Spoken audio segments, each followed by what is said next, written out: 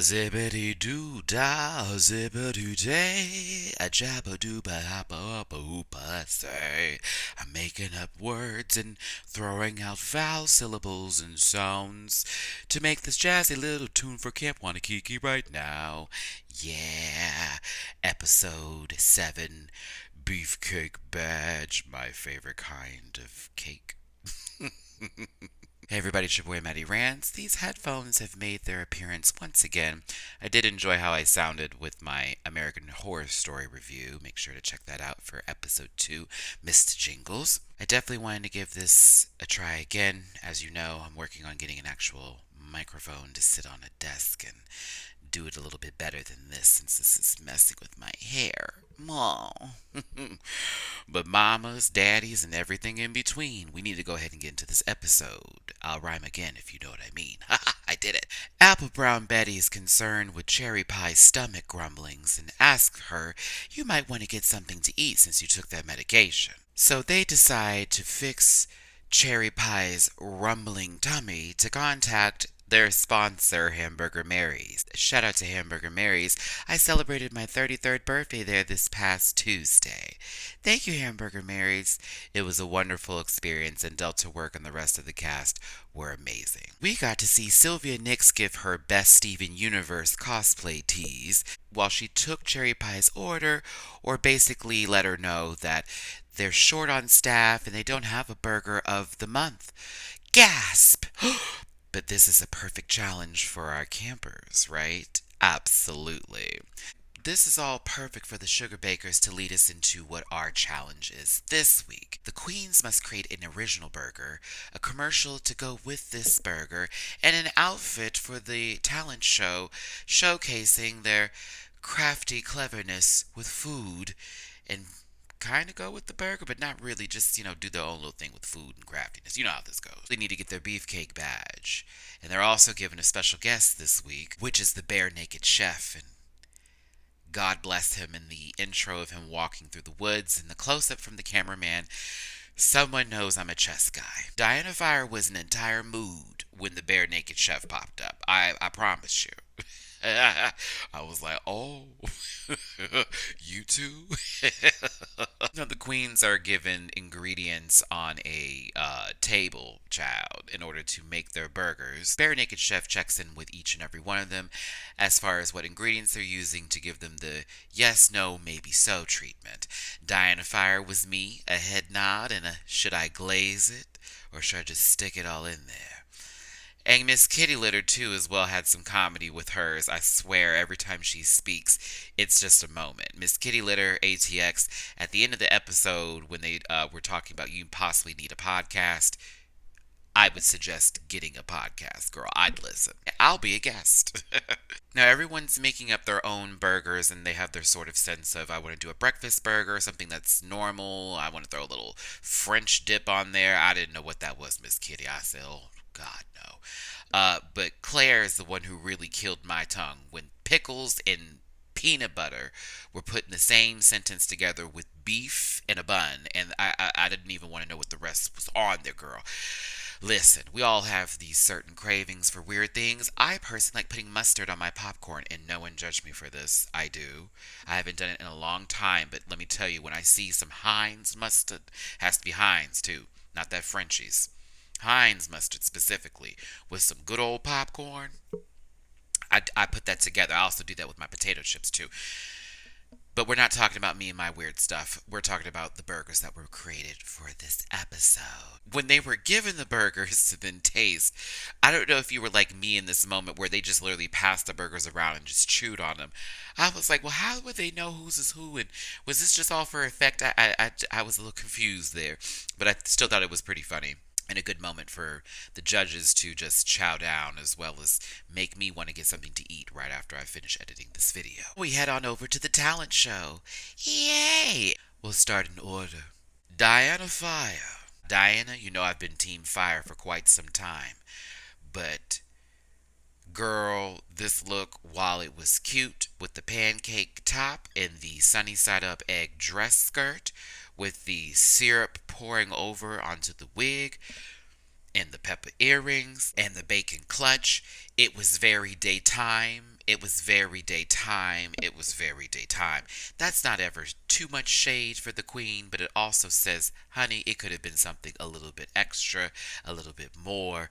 Maybe if it was just had more accoutrements to be put on there, it would have been something else special. But it was basic to me, and I agreed with the sugar bakers and Ruthie. I just was like, I liked all the elements, but not. It needed a little oomph. Next up, Tora Hyman. Hi, Tora.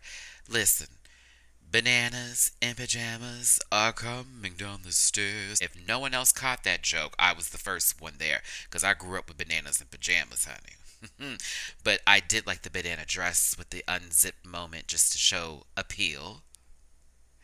And I found that to be a really great look. Again, Tora really has been giving us looks. Miss Kitty Litter ATX. You had me at wet puss puss.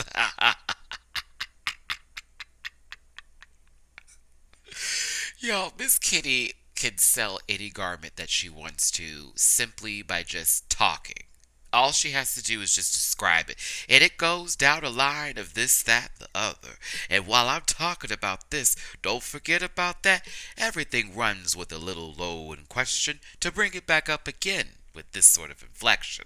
It's very that with Miss Kitty Litter ATX, and I really love that about her. It sells anything and everything that she's wearing. Plus, she had a lot of accessories on this time, so they really couldn't come for her like they did in the previous challenge. Coco Jim Holiday, you took me to the picnic, sister, and I didn't find your look to be simple or, I guess, cool like some of the judges were saying. I thought it was really cute. You were throwing the meat around, honey. I was here for it, and your makeup was done. I breathe, I live for Coco Jim Holiday's look. Claire, apparently. Okay, I totally got Tank Girl crazy ooh la la la tease from this. Uh, rat-a-tat-tat wig. Yeah, but when you started throwing the strawberries like strawberry grenades and you said banana holster, I was dying and waiting for whatever the pineapple was going to be, girl. I did enjoy the look itself. I thought it was very cute. A little crazy, a little cuckoo for Cocoa Puffs, but I was right on the money with that, honey, okay? Now, as far as the commercials are concerned, everybody did a pretty good job. But there was one commercial in particular I was like, you are reading the script up here, not down here, not right there, not in the camera. I felt Coco's nerves were showing during her commercial. At the end, I found that humor hilarious. I found it hilarious. I was like, whoop, and I whoop.